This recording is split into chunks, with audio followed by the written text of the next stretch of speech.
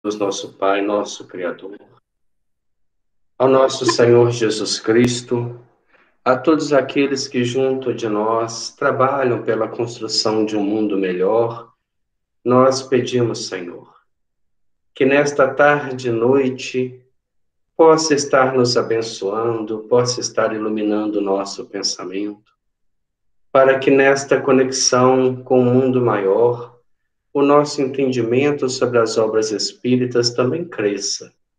E crescendo esse entendimento, melhore com certeza a nossa interpretação da vida.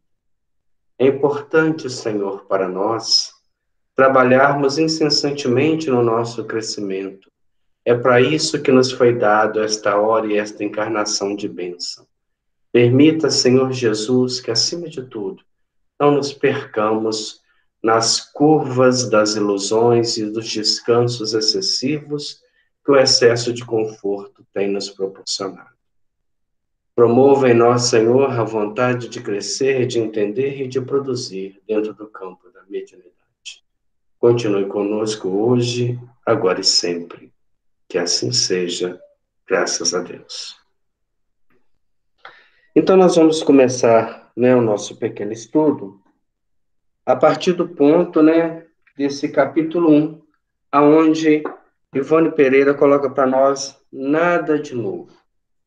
E quando ela coloca esse nada de novo, ela quer dizer que tudo aquilo que está nessa obra e tudo aquilo que vai ser discutido e estudado não é, na verdade, uma novidade para quem conhece a doutrina espírita. É apenas a confirmação de uma série de dados que nós já lemos, seja em romance, seja em obras, básicas da doutrina espírita, e que talvez a gente não tivesse tido a percepção real de todas aquelas informações. Um médium como Ivone Pereira, que viveu muito mais em contato com os espíritos do que na sua realidade encarnada, ela traz para nós uma veracidade muito grande sobre esses contatos e sobre essas, experiências que ela viveu.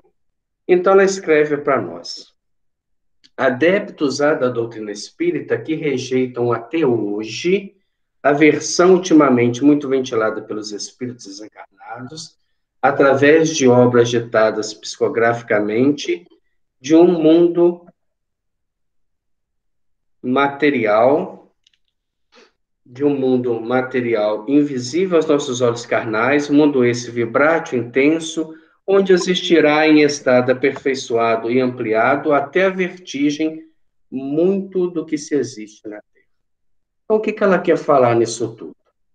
Nós encarnados, vamos estrear aqui na nossa material didático, a nossa visão encarnada, ela consegue enxergar uma porção muito mínima da realidade, apenas aquilo que está dentro do chamado espectro visual. Nós enxergamos tudo aquilo que está dentro das 7 cores do arco-íris. Nós não enxergamos nem o infravermelho, que está logo acima, não escutamos, por exemplo, o ultrassom, que está um pouco acima das vibrações usuais que a gente está acostumado. Isso nos mostra que somos extremamente limitados em observação. A nossa observação, ela abrange apenas um campo muito próximo da realidade material. Há estudos hoje que nós não observamos nem 2% de tudo aquilo que existe em essência. Nós temos uma percepção da matéria. Mas por que nós enxergamos a matéria? Porque a matéria ela está refletindo a luz. A matéria sozinha, ela não tem luz, ela não tem claridade. Ela não consegue, por exemplo, num ambiente totalmente escuro, totalmente fechado, demonstrar a sua existência. Ela demanda uma iluminação exterior para se tornar aparente, porque a nossa captação visual depende exclusivamente da luz. Quando há luz, a gente enxerga. Imagina, por exemplo, uma noite que esteja muito escura e nós estamos dentro de casa, fechamos toda a casa, coloque-se aqueles blackouts, né, nas entradas de luz e tenta se locomover dentro de casa. Vai chegar um momento que a gente vai esbarrar, né, nos móveis, né, em tudo aquilo que está espalhado. Por quê? Porque a matéria por si só é invisível. A gente não para pensar nisso, mas a matéria é invisível. Ela só está visível porque a luz reflete nela. Então, mesmo a matéria que nós estamos acostumados a lidar, ela é invisível à nossa percepção. Se tirar toda a luz que há iluminando um planeta, ele fica numa treva completamente densa. Não há como a nossa percepção localizar nada. Então, existem pessoas que, mesmo com toda a informação que tem na doutrina espírita, com todas as obras estudadas, ainda têm dificuldade em acreditar numa matéria que seja invisível. Mas nós lidamos com a matéria invisível. Nós acreditamos que ela não é invisível por uma ilusão de ótica, porque ela está iluminada. Tira-se a iluminação dela, ela simplesmente desaparece na escuridão. Então, se nós temos tanta dificuldade em pensar numa matéria invisível, faça a experiência na sua casa. Escureça um cômodo por completo e procure um objeto dentro desse cômodo. Aí sim nós vamos entender como a matéria tem propriedades que nós desconhecemos. Continua ela dizendo para nós: respeitamos certamente a opinião dos refratários. E quando ela chama as pessoas de refratários, por quê? Porque são pessoas que têm conhecimento, mas ao mesmo tempo não utilizam esse conhecimento para despertarem, para crescerem, para promoverem a própria doutrina espírita, o andamento natural do processo que toda religião passa. Visto que se é dever de qualquer cidadão respeitar opiniões alheias ao espírita, com muito maior razão, assistirá o dever de consideração à opinião do próximo, ainda quando antagônica ao seu modo de ver e pensar. Então, ela começa a dizer para nós: mesmo dentro da doutrina espírita, ou de outra proposta religiosa que seja, qualquer divergência de entendimento precisa ser entendido como uma posição do espírito. Há criaturas que conseguem visualizar um campo muito maior. Há outros que, mesmo vendo esse campo, conseguem enxergar algo muito menor. E a maioria das propostas religiosas que nós temos, elas fazem apenas palavras do instrutor do livro No Mundo Maior, não me lembro agora qual. Ela nos forma crianças espirituais. Porque traz para nós a ideia ainda das fábulas bíblicas, da criação, da construção, do encontro com Deus, com a divindade, a ponto de muitos desencarnados encontrarem extrema dificuldade de adaptação ao mundo espiritual, porque se permitiram fazer dessas crenças limitantes o processo que lhes coordena agora o andamento a nível espiritual. Felizes são aqueles que, entendendo a proposta, aplica ela nos seus próprios raciocínios, na sua própria reflexão, de modo a crescer com ela. Assim, quando chegar, por exemplo, o contato natural com as energias superiores, porque esse se faz, independente de ser espírito ou não se faz, independente de ser médium ostensivo, de ter uma mediunidade estuante que produz fenômenos, esse contato se faz.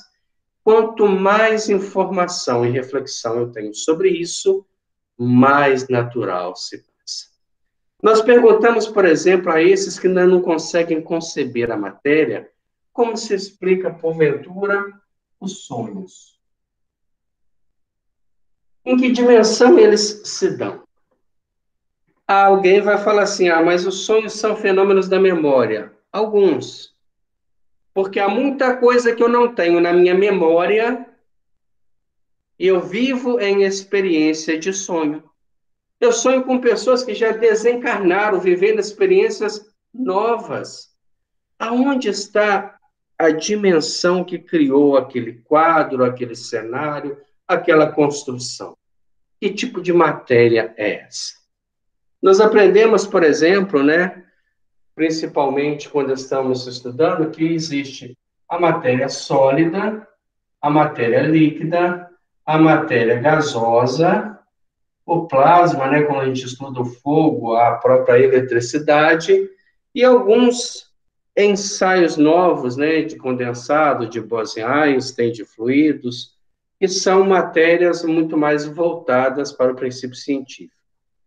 Mas, pegando um exemplo básico, por exemplo, de uma matéria que a gente tem, que é a água, que é a base de muitos fenômenos da vida, se a gente diminui a temperatura, ela muda de estado. E se aumenta, ela também muda. Então, a matéria ela é suscetível de transformação.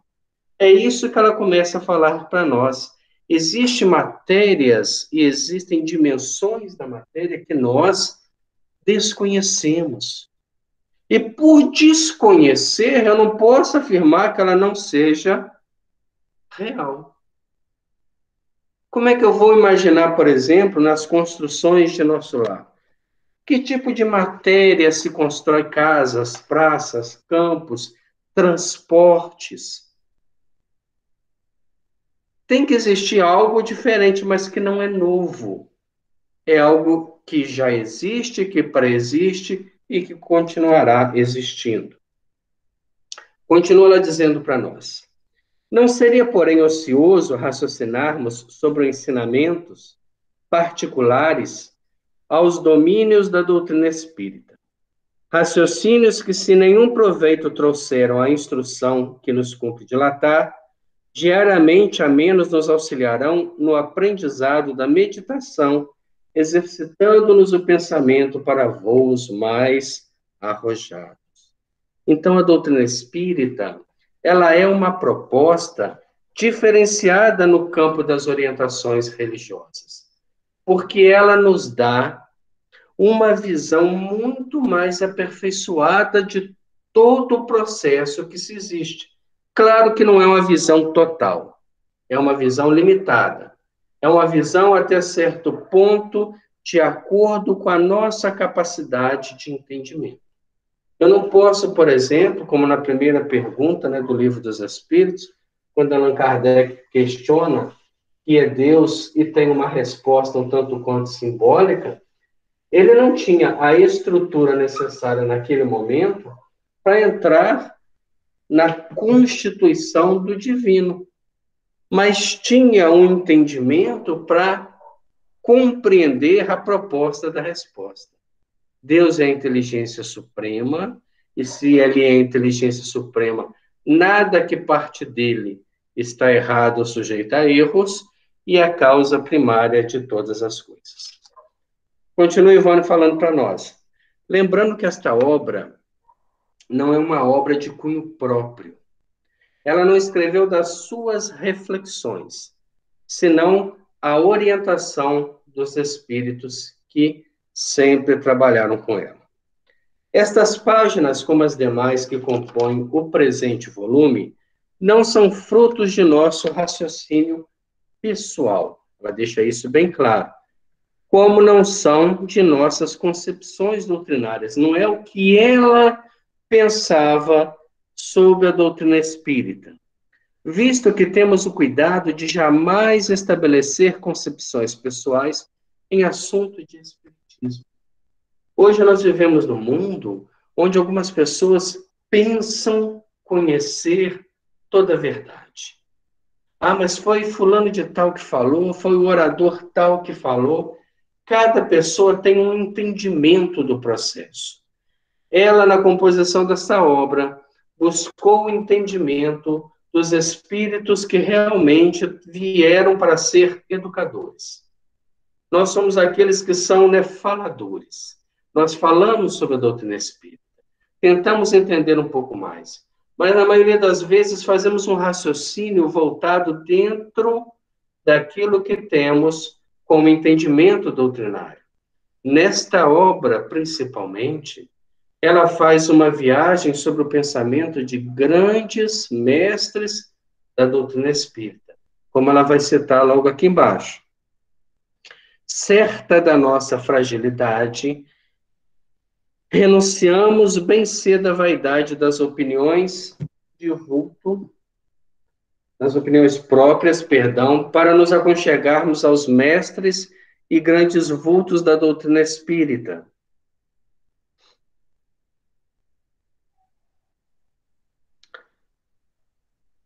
Voltando aqui só um pouquinho, e junto deles buscar o ensinamento seguro, aceitando igualmente que o invisível espontaneamente nos revela quando concorde com os ensinamentos básicos. Olha só que interessante.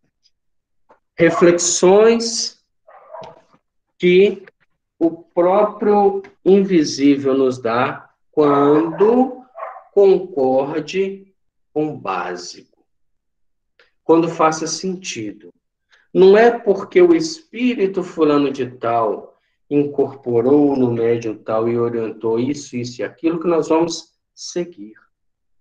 Nós temos, por exemplo, Allan Kardec, né, no início da doutrina espírita, ele nas suas reuniões de evocação, ele faz a evocação do cavaleiro templário Jacques de Molay.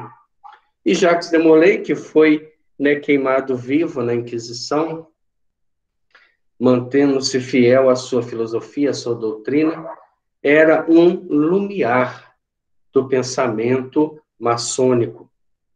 E Jacques de Molay, vendo a doutrina espírita numa perspectiva de crescimento, ele faz uma opinião para que Allan Kardec, que também havia sido maçom, fizesse uma ligação entre doutrina espírita e maçonaria, para que a doutrina espírita crescesse na Europa em números de casas com uma aceitação muito maior. Era a opinião de um espírito de uma certa evolução, o que Allan Kardec escutou sem se intimidar e sem adotar aquilo como verdade, porque ele queria que a doutrina espírita crescesse por valores próprios, por uma identidade própria, pela reflexão que promove a humanidade, e não por instituições que já haviam adquirido seu espaço na cultura. Ele trazia uma mentalidade nova. Então, não basta que o espírito fulano, mas foi Bezerra de Menezes, falou aqui na reunião que a gente tem que implantar isso, isso e isso. Faz sentido? Está de acordo com a base da doutrina espírita? É isso que nós precisamos, que nós esperamos para o nosso crescimento? Temos material humano para atender essa proposta? Se não, é não. Não é o espírito evoluído que vai ficar aborrecido porque não seguiu a sua instrução. É o espírito inferior que vai ficar totalmente perturbado porque não conseguiu atrapalhar um trabalho com as suas ideias. Temos sido, portanto, continua ela dizendo, tão somente um veículo transmissor das ideias e do noticiário do espaço, e, mercê de Deus, empenhando-nos esforçadamente em ser passiva aos dedicados amigos invisíveis, ao se valerem de nossa faculdade. Então, todas as opiniões desta obra e da sua carreira como médium foram baseadas em experiências e orientações da mediunidade. É por isso mesmo que aqui se afigura escrito por nossa pena não mais será do que o murmúrio das vozes de amigos espirituais que nos dirigem o cérebro e impulsionam o lápis. depois de haverem arrebatado nosso espírito, agir os instrutivos pelo mundo invisível, as mais das vezes. Por isso, as obras da Ivone Pereira constituem uma obra de cunho muito profundo, porque ela não só psicografou as obras, ela viveu essas obras em excursões pelo mundo espiritual, como acontece, por exemplo, no livro Há 2000 Anos, na psicografia de Chico Xavier, ele conta isto no primeiro Pinga Fogo, que está disponível lá no YouTube, que ele começou a psicografia, e a psicografia começa, o livro começa com dois romanos conversando, né, num salão, e de repente a chuva arma, ele vai vendo aqueles quadros como se assistisse um filme, e vivendo aquelas cenas, aí a chuva cai, os romanos deitaram, né, num declínio, alimentando-se de frutas. Então, aquilo tudo foi assustador para ele pela intensidade. E Emmanuel explicou que ele estaria vendo as memórias que o espírito Emmanuel buscava para a composição daquela obra. Ele estava debaixo de uma hipnose.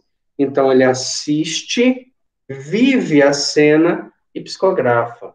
A Ivone, ela era retirada do corpo físico, vivia as cenas em desdobramento espiritual e depois psicografava. Por isso a intensidade é muito grande.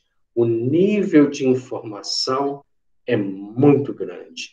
É muito cheio de detalhes, é muito cheio de situações que às vezes passam batido numa leitura superficial, se a gente não souber de tudo aquilo que gera em torno de uma obra como essa. Desde o advento da doutrina espírita, diz ela, os nobres habitantes do mundo espiritual que se têm comunicado com os homens através de grande variedade de médiuns afirmam ser a Terra pálido reflexo no espaço. O que é a nossa Terra, né? Nós temos um planeta lá no sistema solar, terceiro planeta, né? Contando do Sol até os seus limites, um planeta que é, apesar de belíssimo, né? Mas em características universais, ele é pequeno, ele é inexpressível quando se vê de outras fontes. Aliás, há uma foto feita, se não me engano, pela sonda espacial Cassini, quando ela estava já chegando a Netuno. E ela virou a câmera, programada pela NASA, e tirou uma foto daquilo que seria a Terra. Uma poeira à distância, de uma imensidade de outras luzes que a câmera captou. Ali estava a Terra. Quase que um grão de areia, ou até menos que isso, já que nós temos mais estrelas no universo que grãos de areia em todas as praias, mas perdida nessa imensidão. E ela não nada mais é do que um reflexo no espaço, um pálido reflexo. O que é um reflexo? Quando a gente olha no espelho, o que a gente vê? Um reflexo. Aquilo que eu estou vendo é a realidade? Não. Aquilo que eu estou vendo retrata uma realidade, mesmo que essa realidade seja temporal. Então, aquilo que eu observo no espelho é um reflexo, é um retorno de uma imagem. Assim, os espíritos classificam a Terra. Ela é um reflexo. Mas um reflexo de quê? O que nós temos na Terra? A gente pode colocar lá, nós temos cidades, mais o quê? Construções, lá nós temos casas, parques, e mais? Carros, sociedade, nós temos campos, nós temos colônias de férias, colônias de refazimento, colônias termais. Tudo isso é reflexo. Tudo isso aqui é uma realidade que, na verdade, está refletindo uma existência mais perfeita. O Livro dos Médiuns de Allan Kardec, no belo capítulo 8, do Laboratório do Mundo Invisível, é fecundo em explicações que oferecem base para estudos e conclusões muito profundas quanto à vertiginosa intensidade do plano invisível. A possibilidade de realizações ali, por assim dizer, materiais, que as entidades desencarnadas sempre afirmam que nos últimos tempos vem confirmando com a existência de pormenores dignos de atenção. E no precioso compêndio A Gênese, também Allan Kardec, lemos o seguinte no capítulo 14, sob o título Ação dos Espíritos sobre os Fluidos. Alguém aí quer falar alguma coisa? Então vamos lá, vamos dar sequência. Ação dos Espíritos sobre os Fluidos. Criações fluídicas, fotografia do pensamento. O que na verdade, Allan Kardec coloca nessas condições? Todos nós, mesmo na condição de encarnados, agimos sobre os fluidos. Para a gente construir uma casa na Terra, o que é preciso? A gente vai lá num engenheiro, num arquiteto e faz uma planta. Então ele vai falar assim, como é que você quer a sua casa? Ah, eu quero uma casa grande, ela tem que ter 3 quartos, sala, copa, cozinha, 2 banheiros, área. Então, ele vai fazendo um desenho daquilo que futuramente será a casa. Ela nasce mentalmente no pensamento. Então, no pensamento, quando você está idealizando, você está construindo ela num campo de vibração, onde mais tarde eles vão pegar recursos materiais que são provenientes deste plano e vão construir aquele planejamento. Assim funciona no nosso plano de vida. Ah, como é que se constrói um carro? Você pega lá aquela chapa gigantesca de aço, né? E coloca lá, ela vai sendo desenrolada, vai sendo cortada, vai sendo prensada, vai sendo soldada, e aquilo que era chapa num dia, horas depois, ou dia depois, sai lá na frente como um carro pronto. Há todo um exercício ali dentro, há toda uma sequência de rotinas que transformam a matéria-prima em matéria acabada, porque essa matéria-prima nasceu lá atrás de um projeto. Ela nasceu de um pensamento, de alguém que sentou e pensou assim, vou pensar numa possibilidade diferente, vou construir algo diferente. E ele constrói isso através do pensamento. Então, na nossa realidade de vida, nós já exercitamos essa ação do pensamento. Nós já começamos com o pensamento, porém, como nós vivemos num reflexo, nós vivemos aqui, então nós precisamos da matéria-prima deste planeta para construir tudo aquilo que nós temos em concepção. Há um marceneiro que vai fazer, por exemplo, né, um telhado, um carpinteiro que vai construir uma peça, ele precisa primeiro pensar. Depois ele vai juntando material, ele vai agrupando aquilo tudo, ele vai formatando de forma que ele consiga transformar os recursos materiais e minerais de um plano material, que é reflexo de um plano espiritual, e transforma todos aqueles recursos em matéria acabada. Os fluidos espirituais, que constituem um dos estados do fluido cósmico universal, são, a bem dizer, a atmosfera dos seres espirituais. Então, vamos esquecer agora o plano material. Vamos pensar agora, né, como se já estivéssemos todos desencarnados, como se já estivéssemos no plano espiritual. E estando nesse plano espiritual, nós temos uma atmosfera, como nós temos na Terra.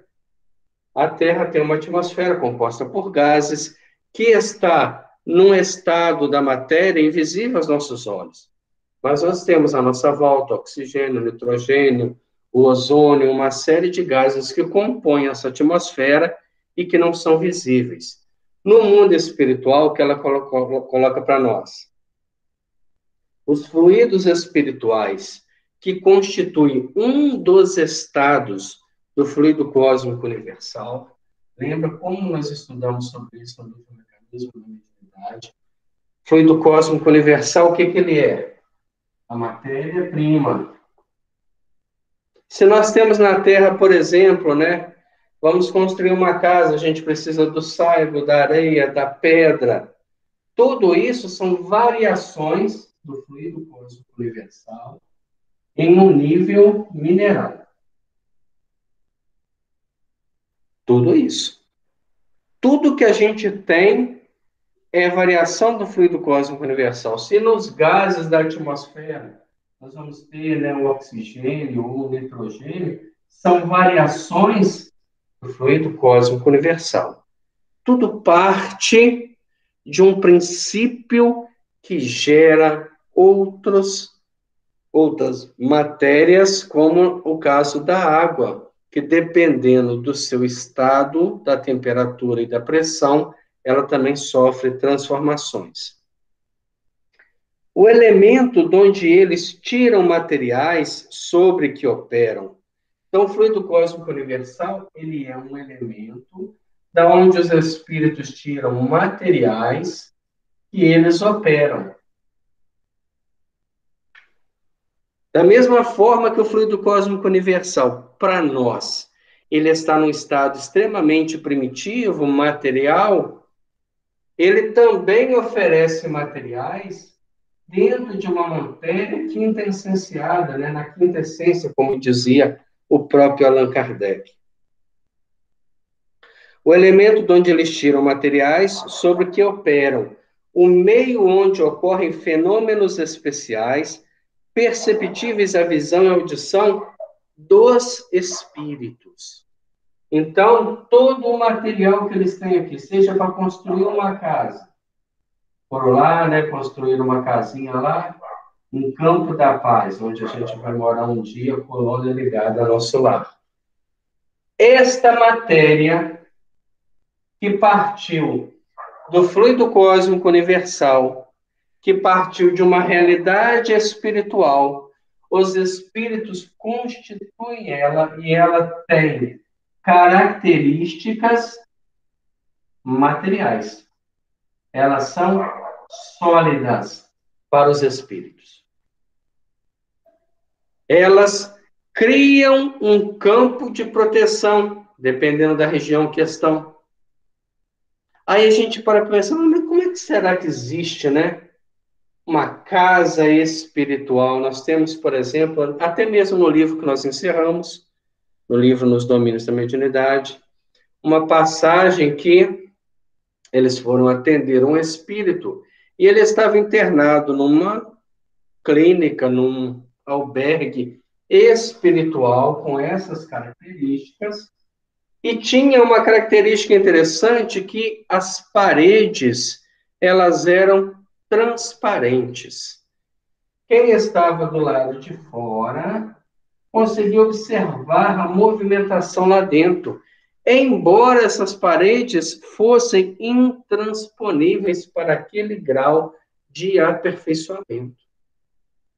Então, mesmo a matéria espiritual oferece resistência aos espíritos ainda inferiores. Elas são perceptíveis à visão e à audição. Então, elas estão numa faixa de vibração muito superior à nossa. Lembramos que a gente enxerga algo muito pequeno.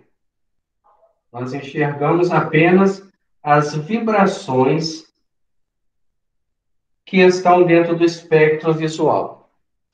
Quando essas vibrações alcançam um campo maior de percepção, tornam-se para nós invisíveis. Nem por isso deixam de existir. O perispírito, por exemplo, para nós que não somos videntes, Ele é invisível. Mas o vidente é alguém que tem uma percepção maior nesse campo e consegue localizá-lo no campo da vibração. Imaginemos, por exemplo, o som, a movimentação, a vibração do som. Nós escutamos o som dentro de um espectro pequeno, perceptível para nós. Os animais escutam muito além. Os cães escutam muito além. Os felinos mais ainda. Conseguem escutar sons que nós nem sequer percebemos, porque existe fora da nossa realidade, ou melhor, perdão, aqui não é acima, né, e sim abaixo, porque acima se torna luz, é abaixo, existe aqui um continente do infrassom. Quem estudou o livro lá, Mecanismo da Mediunidade, vai lembrar disso. Há um continente vibrando que nós não escutamos.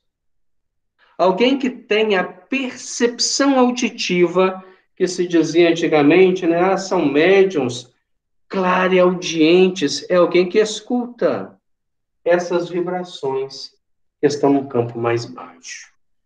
Nós temos uma série de exemplos disso no mundo animal, por exemplo, né? Alguns animais que correm antes de fenômenos tectônicos, como terremoto, porque antes do efeito, eles conseguem perceber o infrassom, o som que vem lá do interior da Terra, fazendo com que as camadas estejam em processo de reajuste, e eles correm, logo depois vem, né, o efeito da Terra estar tremendo.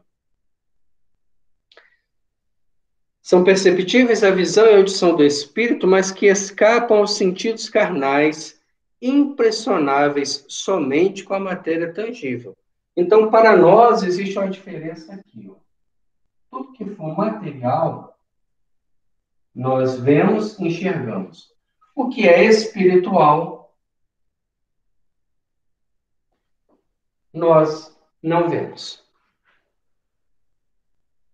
Aí acontece aquele problema. A criatura desencarna, deixa o corpo físico, ou melhor, morre, né? Que desencarnar seria ascender uma vida maior. Morre, deixa o corpo físico. Mas a sua mentalidade está nesse campo, daqui para baixo. Ela só consegue ver a vida material. Ela só consegue escutar a vida material. Porque ela está num nível de vibração compatível com os espíritos encarnados. Aí, quando se leva um espírito desse à sala de desobsessão, e olha que o instrutor Alexandre, no livro Missionários da Luz, coloca que são a maioria absoluta dos espíritos desencarnam nessa condição, sem nenhuma expectação da vida superior. Nem sequer dão conta que morreram. É tão natural o processo que dormem e acordam numa outra dimensão da vida, mas se portando mentalmente como se estivessem encarnados. E aí o que, que acontece com eles, na verdade? Não consegue se desvencilhar deste campo de vida material. Aí quando chegam à reunião de desobsessão, quando se incorporam a médiuns e vão passar pelo processo da evangelização, da doutrinação que seja, e começa a se fazer reflexões. O que, que é uma reflexão? É uma mudança do campo mental. Quando você fala para o espírito lá, ó, você acredita na vida após a morte? E ele fala, de jeito nenhum. Aí você fala, olha que você tem boa razão para pensar nisso. E ele vai falar, por quê? Olha a reflexão. Aí ele começa a falar assim, meu Deus, mas se eu morrer, como é que eu estou vendo tudo? Como é que eu estou falando? Como é que eu estou tocando? Eu estou no estado de vibração material. Mas aí você convida a fazer uma ponte. Qual ponte que une esses dois campos? É uma ponte chamada prece. convida ele a fazer uma oração. Ele acelera a sua vibração e começa a ter percepções da vida espiritual. Aí ele fala: nossa, eu estou vendo aqui fulano de tal, eu estou vendo a minha mãe que já desencarnou, e como é que eu passei a ver agora? Porque, na verdade, eu estou melhorando a vibração espiritual. Eu estou aprimorando a minha vibração e começo a perceber a outra vida, a vida na dimensão espiritual que até então para mim estava totalmente invisível. Para nós encarnados, nós entramos na vida espiritual com um pensamento, palavras do codificador. De que forma? Quando se lê uma obra, Nosso Lar, por exemplo, que é mais conhecida, e começa a se falar da estrutura da cidade, mentalmente você vai idealizando aquilo tudo. Meu Deus, mas como é que será? A beleza que cita no hospital, naquele grande prédio branco que ele foi recolhido, nas praças, no campo da música. Então, tudo isso são construções espirituais que são de matéria e que nos fogem aos sentidos de percepção. O meio onde se forma a luz peculiar ao mundo espiritual, diferente pela causa e pelos efeitos da luz ordinária, finalmente, o veículo do pensamento como o ar é do som. Então, nós temos aqui nessas dimensões que nós conhecemos, que são poucas, com certeza existem outras, e isso se desdobra cada vez mais, e quanto mais se eleva, mais se apura o pensamento e a matéria menos densa fica, tanto que quando nós chegamos, por exemplo, em nosso lar tem, são 5 ministérios, se não me engano, e os ministérios mais próximos da Terra, nós temos uma alimentação, né, que refere à própria absorção de fluidos, de líquidos, de frutas, para a recomposição energética. Os ministérios superiores à união divina, da própria comunicação, eles alimentam-se apenas do ar e respiram. Conseguem tirar do ar todos os elementos necessários ao equilíbrio perispiritual. Nós também, na nossa constituição material, alimentamos do ar. Exemplo disso, fica sem respirar. Quanto tempo você aguenta? Sem lesões neurológicas, 4, 5 minutos. Mas sem a alimentação bruta que a gente come, a gente fica dias. Nós precisamos muito mais do ar para a vitalidade celular, para o transporte de energia no corpo, do que da alimentação. A alimentação lá é complementar. Mas tem pessoas que não ficam 4 minutos sem alimentação, mas acha que pode ficar sem oxigênio. E aí, né, acaba fazendo essa transposição dos mundos muito antes do tempo. Os espíritos atuam sobre os fluidos espirituais, não manipulando como os homens manipulam, perdão. É isso mesmo, não manipulando como os homens manipulam os gases, mas empregando o pensamento e a vontade. Vamos voltar aqui no nosso entendimento. Quando a gente vai fazer uma construção na nossa realidade, na nossa dimensão, a gente precisa de quê? Posição física, trabalho pesado, trabalho bruto.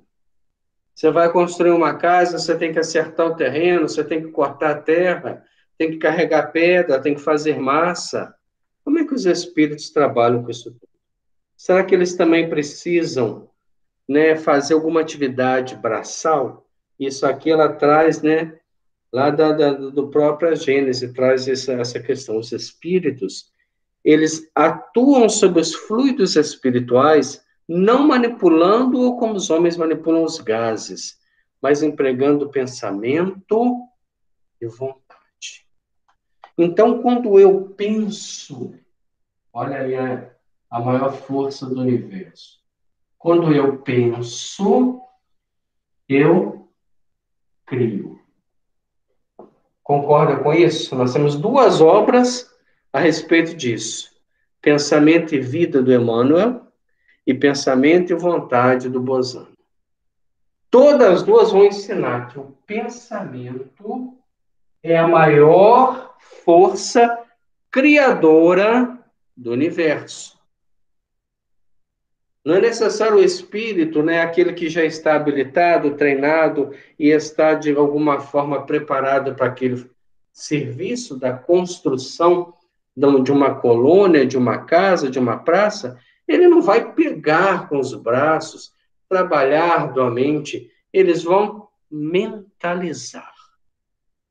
E quando eles mentalizam, o fluido cósmico universal, que é aquela energia, que é a matéria básica do universo, ele cede matéria-prima que vai ser metabolizada pelo pensamento e ele toma forma. Como é que a gente pode falar algo desse sentido, entender isso, né? Quando nós pensamos, mesmo nós encarnados, que o nosso pensamento ainda é fragmentado, a gente pensa 100 coisas ao mesmo tempo, dificilmente tem um foco.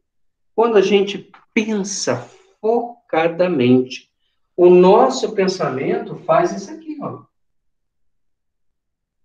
Num campo de vibração que a gente não vê.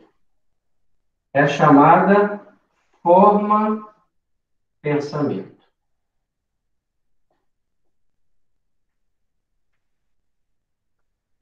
Nós tínhamos nos Estados Unidos, né, um homem chamado Ted Sirius, e ele fazia algo interessante, porque ele tinha tanta força de concentração no pensamento, que ele passou por uma série de experiências, né?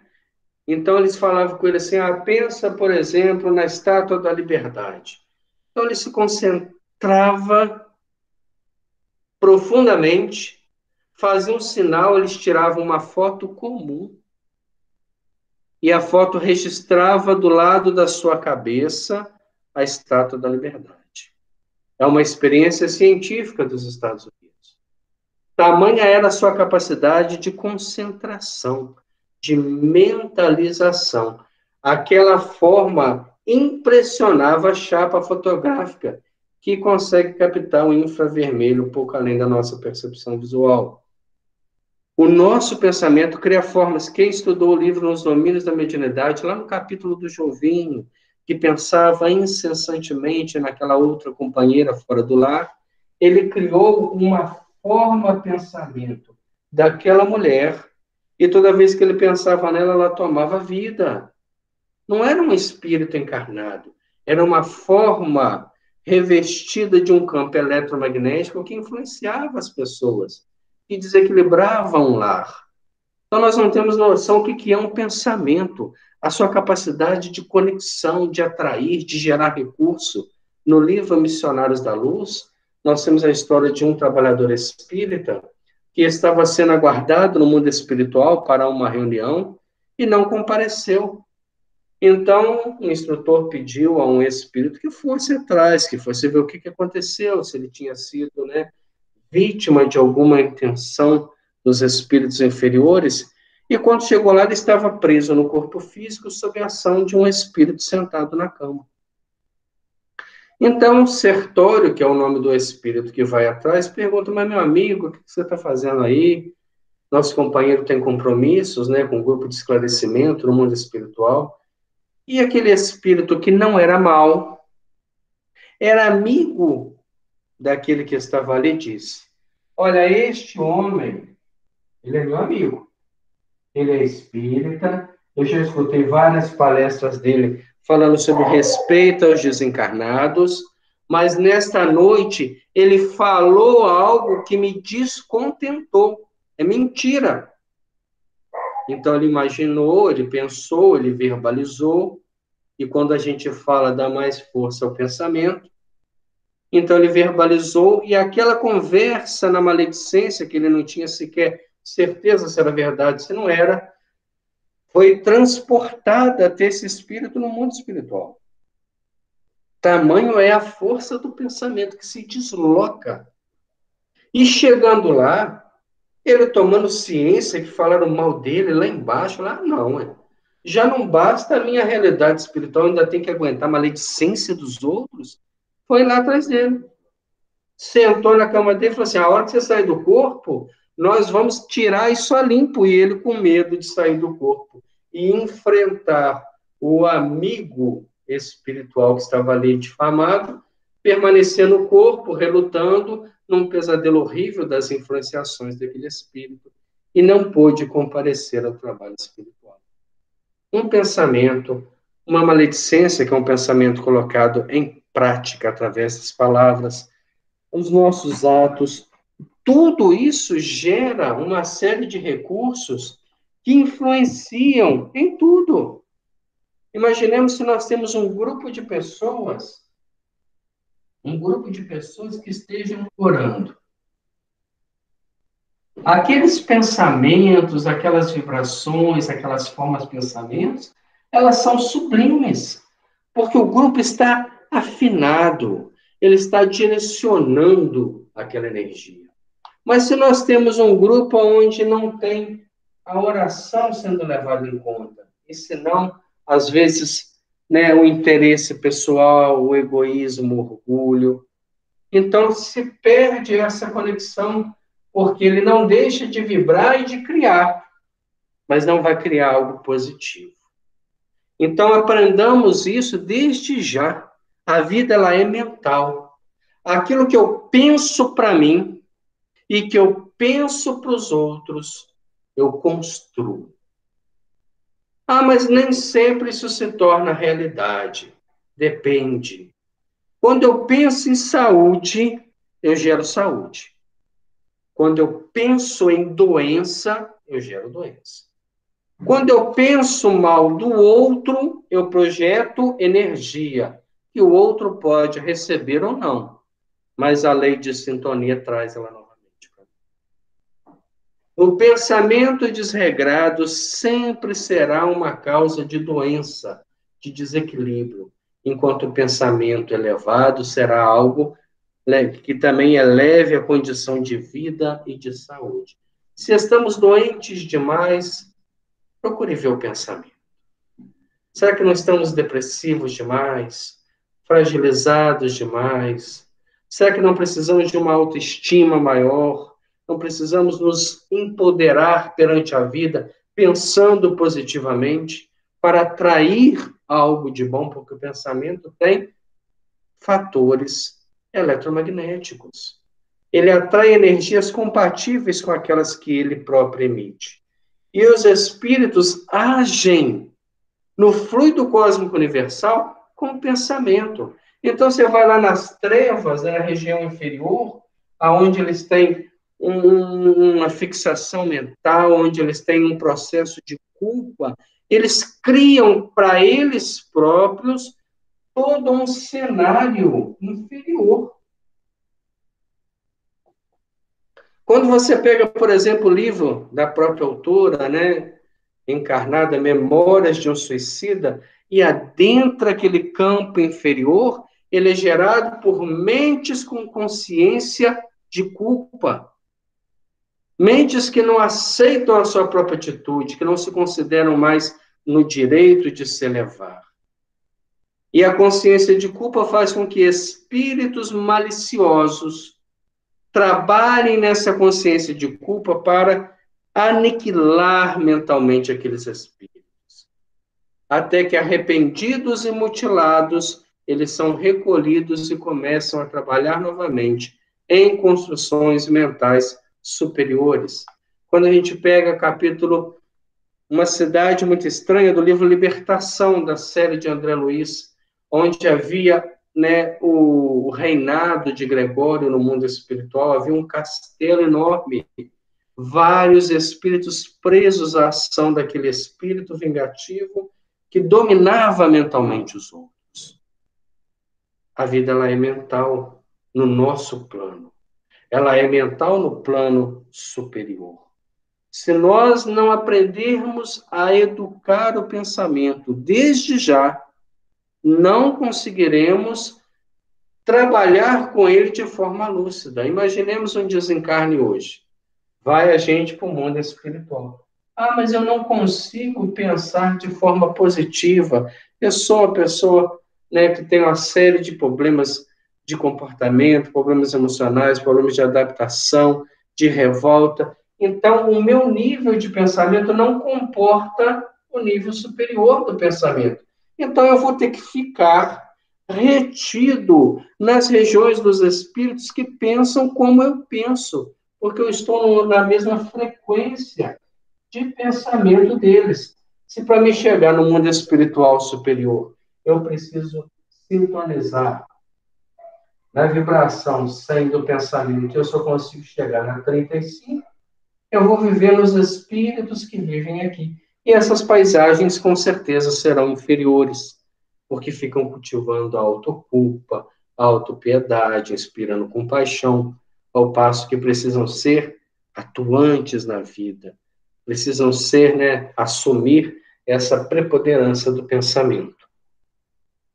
Para os espíritos, o pensamento e a vontade são o que a mão é para o homem. Então, se a gente tem que construir, o espírito pensando, constrói. Na filosofia espiritualista diz que o universo expande através do pensamento do Criador.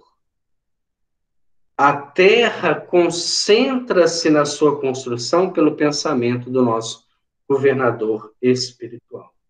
Se esse pensamento fragmentasse como o nosso, ela não teria estabilidade para sediar a vida no estágio que estamos.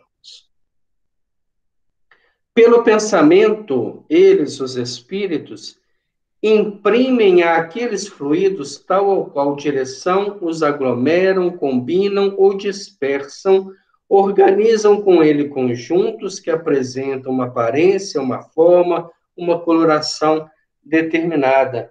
Então, através do pensamento, os espíritos constroem tudo. Tudo que se tem no mundo espiritual é obra do pensamento. Ah, mas então quer dizer que o espírito desencarnou, ele já tem essa potência? Não. Ele vai adquiri-la com a sua adaptação ao mundo espiritual. Mas sabendo disso, nós já vamos para lá educados espiritualmente. Mudam as propriedades como um químico muda dos gases ou de outros corpos combinados segundo certas leis. É a grande oficina, o laboratório da vida espiritual. Então, não há construções que não sejam a base do pensamento. Quando a gente assiste até o mesmo filme Nosso Lar, né? Ele narra que Nosso Lar foi criada, foi construída num topo, né, de uma série de colinas por portugueses na época aí de 1500 e alguma coisa. Eles construíram aquela cidade que fica localizada sobre a cidade do Rio de Janeiro.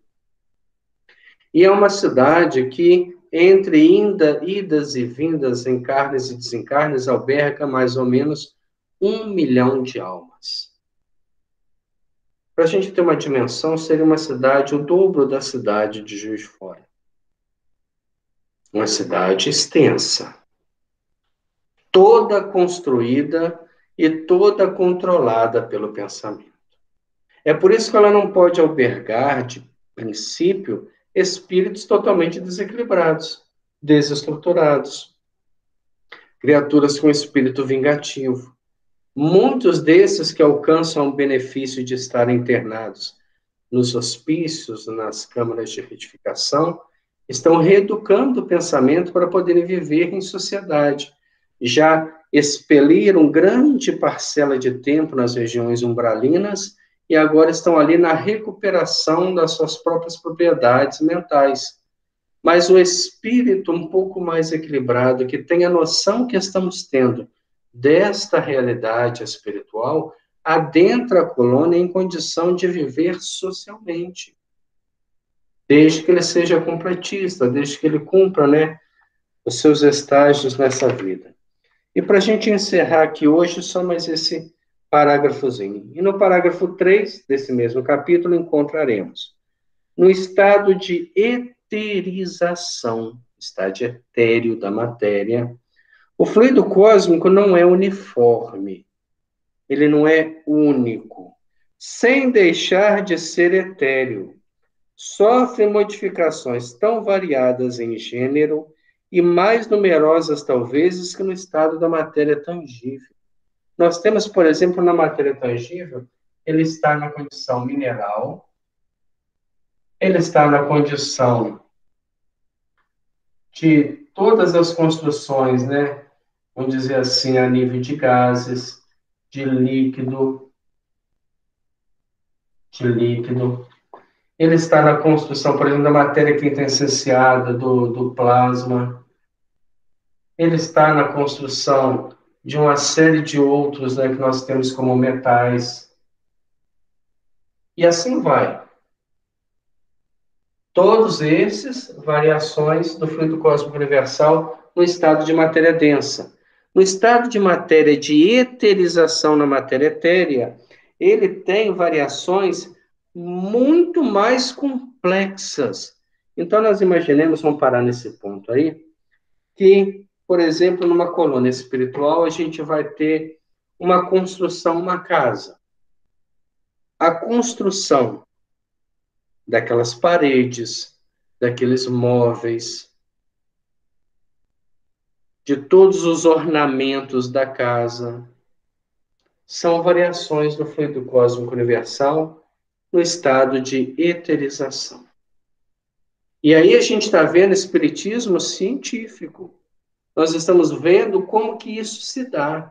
Como que a gente vai, por exemplo, né, como tem no livro de Mensageiro de André Luiz, ele vinha para a Terra, né, junto com Aniceto e Vicente, e eles pararam alguns dias numa colônia chamada Campo da Paz. Em Campo da Paz, eles permaneceram numa construção que lembrava uma construção medieval.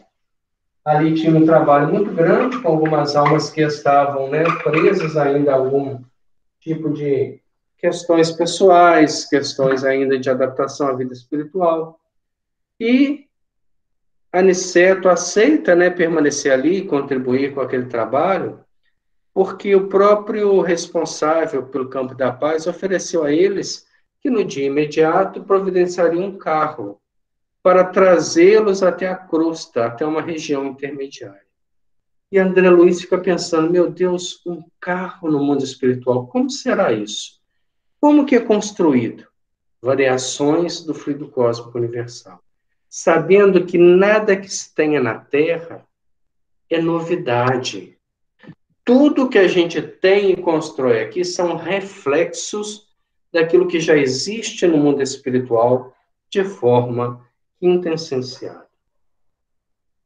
Então, nós vamos agradecer a Deus, mais um estudo nessa noite, mais uma reflexão que podemos fazer através da obra desta médium notável, que com certeza nós ainda vamos adentrar a temas muito mais complexos e comprovações dessa vida espiritual. Esse capítulo 1 é extenso, mas ele é de uma riqueza muito grande, porque ela buscou vários fatos de comunicações, e nós temos a psicografia até mesmo de um pastor protestante, onde a mãe retratava o mundo espiritual, o que dá muita credibilidade, porque ele não tinha nenhum tipo de intenção de provar fatores e situações que são, né, entram em contraste, em desacordo com a sua própria crença. Então vamos agradecer a Deus. Senhor Jesus, mestre e amigo, espiritualidade boa, amiga e companheira que nos acolhe a cada dia, permita que nós continuemos com o nosso trabalho de iluminação do espírito, buscando através do estudo um autoesclarecimento para a vida.